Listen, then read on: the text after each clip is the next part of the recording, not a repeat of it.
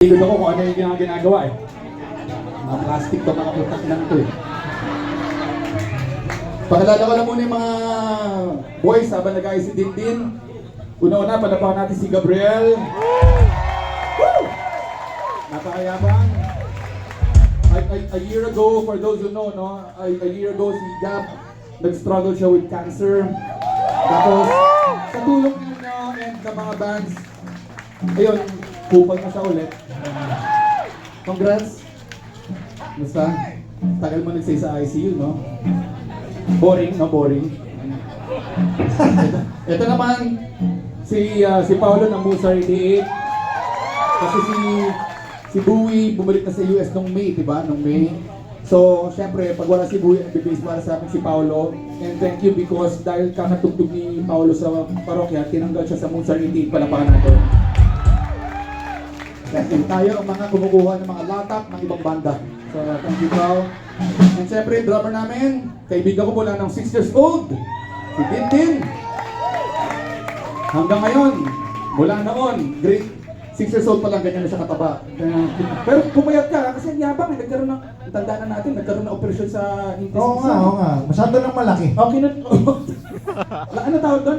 Ano tawag doon sa medical procedure mo, lipo? No, lipo? Ano diba?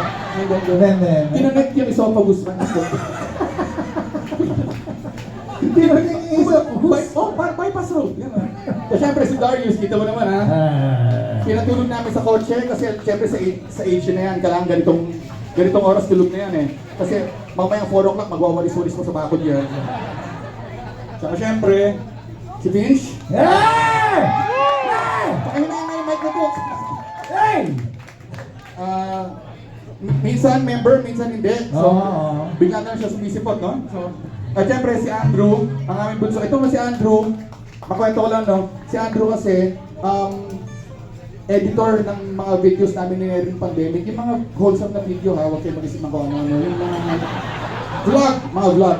Tapos, na-discover ko na magaling pala siya mag-gitara. So, nung nagkaroon ng sakit si Gabriel, siya ang nag-gitara para kay Gab. So, thank you very, very much.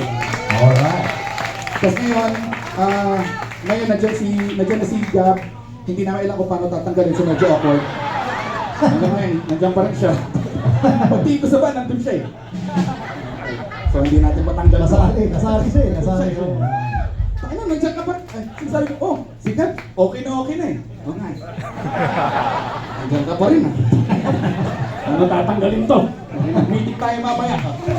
Yun, naku yung trabaho ko. Ngayon, alam mo na yung, at least ikaw sinadiretso namin ikaw na tanggal ka na, di ba? Ikaw, punta nga mo, kinuha yung trabaho ko. Tinanggal na to, pero nandito pa rin hanggang ngayon. So, next, mamaya magbabati. Ito.